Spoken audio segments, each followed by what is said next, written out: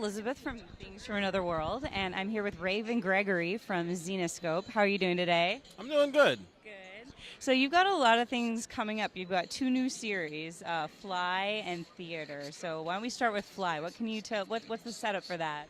Well, the story of Fly actually follows three teenage kids who are exposed to a designer drug that gives them the ability to fly, and you get to see the effects of the drug throughout their lives and how the drug kind of essentially fundamentally changes and destroys their lives in ways they never imagined. So it's not a good thing. It's one of those wish fulfillment, be careful what you wish for type of stories. Yeah, it definitely starts out as like one of those wish fulfillments. I mean, everybody's dreamed of a day they could fly and whatnot, but at the same time, you see that there is a definite consequence toward this wonderful, wonderful thing. Who's the artist on this? Eric J. is the artist. Michael Garcia is the colorist, with Nei Rufino providing colors on the various covers that we do. So where did this idea come from? Was it just you've always wanted to fly, or? It was actually a pretty personal. The inspiration for the story came from my wife and myself actually became addicted to crystal meth like 6, 7 years ago. And essentially, I got to watch as the addiction to the drug almost destroyed our family completely. And a lot of the story is pulled from that actual experience and life-changing event that happened to us personally. Oh, that's really interesting. Well, what's theater like? Theater. We're actually trying to keep it very much on the hush-hush down low. I could tell from the solicitation. I wasn't quite sure.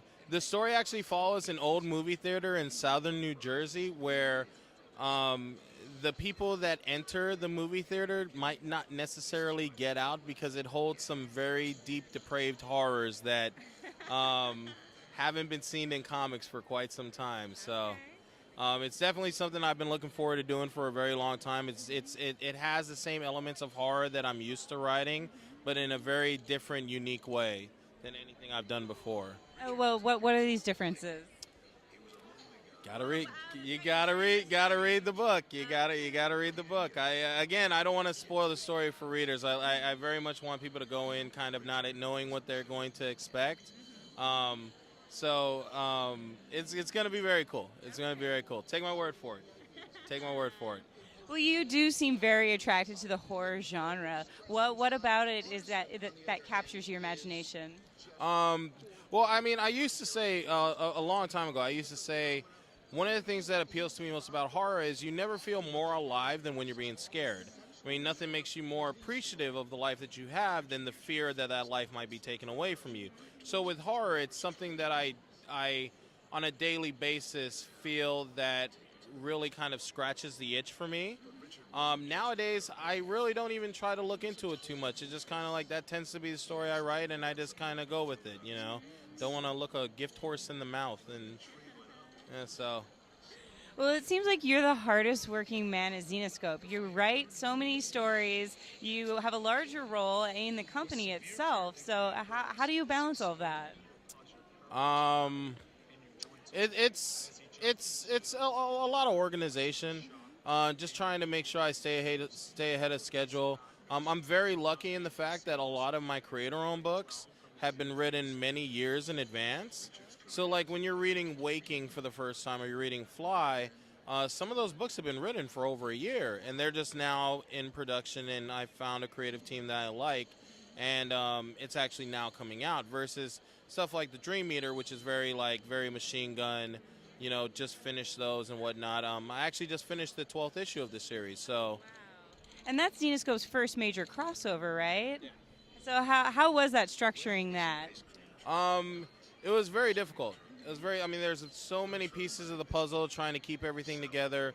And at the same time, I was very blessed in the fact that a lot of industry veterans and professionals that I've known throughout the years were kind enough to share, hey, when you're doing a crossover of this magnitude, what are the key points you need to keep in mind? Because otherwise I wouldn't have had any idea. You know, I just kind of went into it thinking, you know, I grew up on like Age of Apocalypse and Secret Wars and all the big mega event crossovers, and as a writer you dream of telling this story one day where you can say, hey, I want all the toys in the sandbox. So that's kind of how I went in, and not realizing the hell that was coming for me, and just trying to balance everything out and whatnot.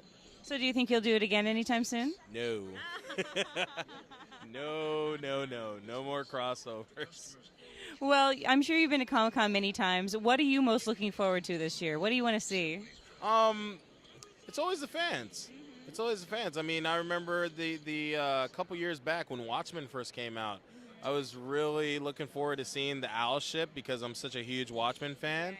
But the thing about Comic-Con is after you've done it for, a decade or so, it's always, the next big thing. You always see the next thing, and then it's kind of like it kind of fades away. So now it's more so just I really enjoy like hanging out with the fans and, enjoying the people that enjoy my work and Zenescope's work. Great. Well, thank you very much. And hanging out with you. Oh, well, yeah, obviously.